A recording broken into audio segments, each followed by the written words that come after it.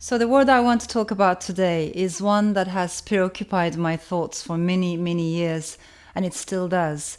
And that word is cosmopolitan or cosmopolitanism. And today it has such, maybe not a negative meaning, but it's an unloved word. It has been discarded, just chucked aside. And there's a part of me that wants to pick it up, clean it and show it some respect and love. So I want to talk about the word. Of course, it derives from ancient Greek, cosmopolites. And I have this hope that by the end of these videos, I will be able to speak Greek. I love the language so much. And when you unpack, when you look more closely at the words, there is cosmos in it, of course, which means universe, world, or world. And then polites, which means denizen or resident or citizen of the polis, of the city. But literally, when you add those bits together, it translates as citizen of the world. That is the etymology of the word, but there's also a philosophy behind it. And in order to understand that philosophy, we need to travel a little bit in time and talk about a philosopher called Diogenes of Sinope or Sinop, which is in modern day Turkey today. It's an interesting place, Sinop, and I also find it remarkable that it's chosen as one of the happiest towns still today in Turkey. But going back to Diogenes, he was such an eccentric philosopher, thinker. He is regarded as the founder of the Cynic school.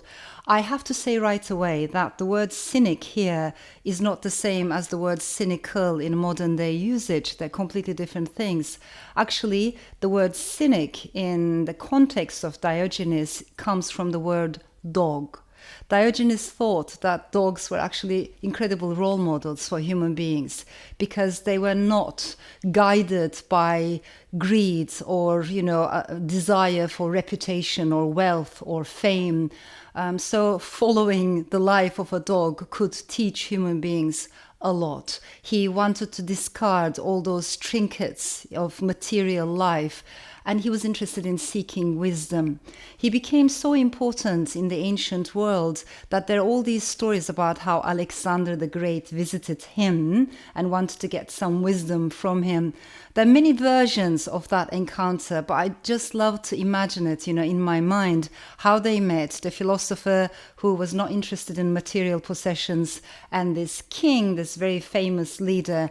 They came together, Alexander visited him, and according to one story, there's a moment when Alexander introduces himself and says, "I am Alexander the Great, the king," and Diogenes says, "I am Diogenes, the dog."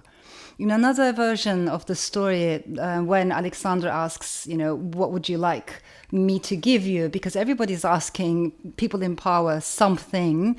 The only thing that Diogenes said was, "Can you please step out of my light? You're just blocking my light," because he was sitting on the ground. So there are all these stories that might be myths, but they tell us something about Diogenes the man, Diogenes the philosopher. But of all of his views, for me personally, the one that's most important is his opinions about cosmopolitanism. Because at some point, for instance, when he is asked, "Where are you from?" he responds to that question by saying, I'm from the entire world. I'm a citizen of the world." So let's leave Diogenes there for a moment. There's one more philosopher that I want to talk about to complete the philosophical trajectory of the word, and that is Hierocles.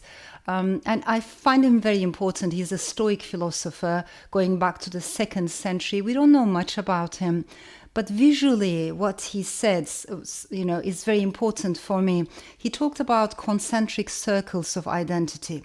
In other words, when we define ourselves, it starts with the inner circle, our mind, our self. And then our family is another circle, our inner circle.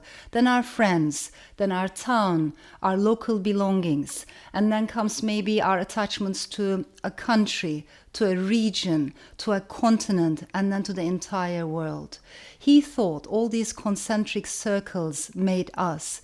But the trick was to draw a line from the outer circle into the inner circle so that you could care about your fellow human beings just as much as you cared about your own family and friends. And I think that is such an important teaching. As we are recording this video, there are floods going on in Germany, in Belgium, in different parts of Europe. So many people have lost their lives, their homes. As I'm speaking, our planet is burning. We have an urgent climate crisis unfolding in front of our eyes, not in some day in the future, but right now in this moment. We have massive global challenges ahead of us, whether it's the possibility of another pandemic, whether it's the climate crisis. Everything shows that we are interconnected. So all I'm trying to say is we cannot solve these global challenges with the forces of tribalism, with the forces of isolationism or nativism or populism. We have to connect as fellow human beings. And unfortunately, we're living in a world which never ever encourages these concentric circles of multiple belongings. We are never taught that we are citizens of the world, just the opposite. We're being told that if you're a citizen of the world, you're a citizen of nowhere. I think that's nonsense. I think it's wonderful that we feel an attachment, an emotional belonging with regards to our land, our culture, our ancestors' history, but at the same time, let us never forget that we are citizens of humankind. And I think we need to honor the word cosmopolitan in order to understand that philosophy.